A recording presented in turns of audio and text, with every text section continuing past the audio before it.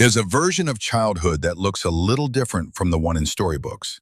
No long summer afternoons with nothing to worry about. No blissful ignorance about money or tension at home or what the adults around you were really feeling. Instead, you were the one reading the room, noticing the silence, stepping up before anyone asked you to.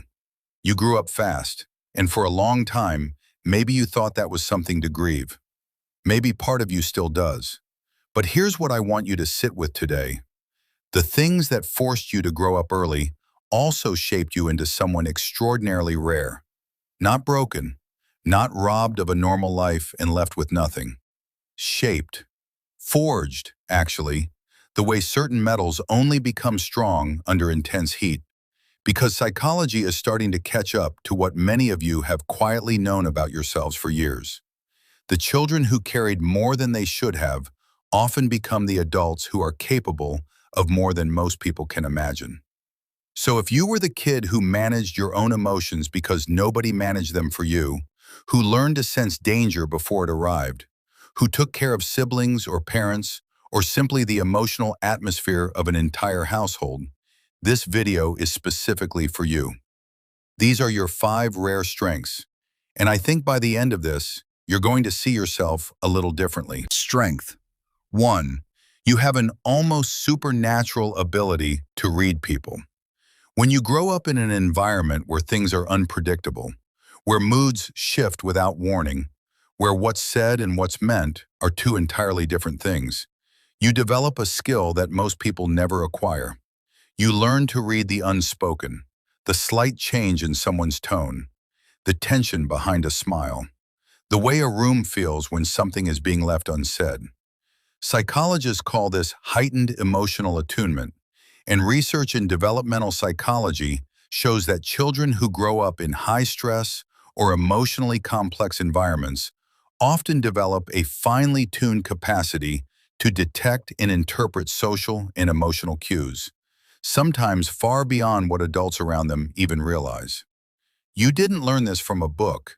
You learned it the way you learn everything that really matters, through necessity, through paying close attention, through survival.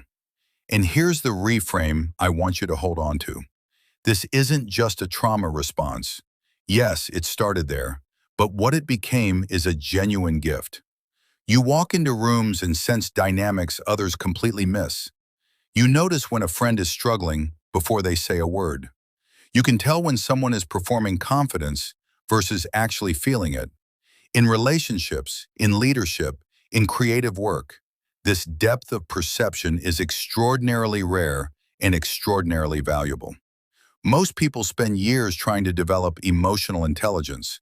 You built it early, under pressure, and it's been refining itself ever since. Strength 2. You have a resilience that doesn't just bounce back, it builds forward. There's a concept in psychology called post-traumatic growth, and it's one of the most hopeful findings in the entire field.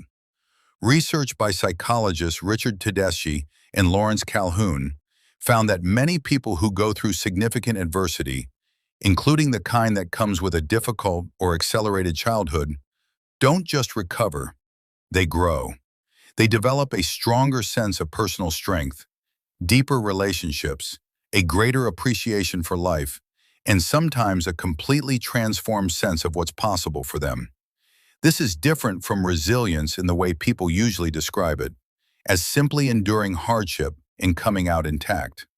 Post-traumatic growth is about coming out changed in ways that actually expand your life. And people who grew up too fast understand this on a bone-deep level, even if they've never had the language for it. Think about the challenges you've navigated as an adult. Think about how you respond when things fall apart. There's probably a part of you that kicks into a kind of calm, focused, problem-solving mode that other people genuinely find remarkable. Not because you don't feel fear or grief or overwhelm. You do, but because you've been here before. Difficulty is not unfamiliar territory to you. You know how to move through it. You know, without being told, that you will come through it. That knowing is not nothing. It is everything. Strength 3. You possess a depth of empathy that creates profound connections. There is a difference between sympathy and empathy. Sympathy is looking at someone's pain from the outside and feeling sorry for them. Empathy is climbing down into the hole with them and saying, I know what this feels like. I've been somewhere like this too. People who grew up too fast tend to be empathy in the truest sense. Not performed, not strategic, but deeply felt and freely given. Psychology shows that early experiences of emotional hardship, when processed over time, often translate into an extraordinary capacity for compassion. You don't just understand that someone is hurting, you understand how it feels to carry something heavy and still show up, to smile when you're not okay, to be the strong one even when you're exhausted. And because you understand that, people feel genuinely seen by you in a way they rarely experience elsewhere. This is why so many people who grew up too fast find themselves in roles that require profound human connection. As therapists, nurses, teachers, mentors, parents who are determined to do things differently. It's also why the people in your life often describe you as one of the most understanding people they've ever known. Your empathy has texture and weight to it that can only come from lived experience. It is not theoretical. It is real. And it changes people. Strength 4. You have an independence and self-sufficiency that most people spend their entire adult lives trying to develop. One of the most common experiences for people who grew up too fast is learning very early that you cannot always depend on the adults around you. This is painful, genuinely, legitimately painful, and I don't want to skip past that. But what it produced in you is a capacity for self-reliance that is genuinely exceptional. Research in developmental psychology suggests that children who take on adult responsibilities early, managing household tasks, caring for siblings, supporting parents emotionally, often develop what researchers call an internal locus of control. This means you tend to believe that your outcomes are shaped by your own choices and actions, rather than purely by external forces or luck. And people with a strong internal locus of control tend to be more persistent, more adaptable, and more likely to achieve their long-term goals. You figured out how to solve problems on your own. You learned how to navigate systems, manage logistics, regulate your own emotions, and keep moving forward, often without a roadmap or a safety net. As an adult, this translates into a kind of groundedness and capability that others genuinely admire. You don't need constant reassurance. You don't collapse when plans change. You know how to figure things out because you always have. That is not a small thing.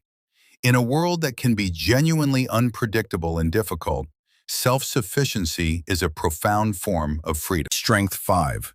You have a clarity of values and a depth of purpose that most people are still searching for.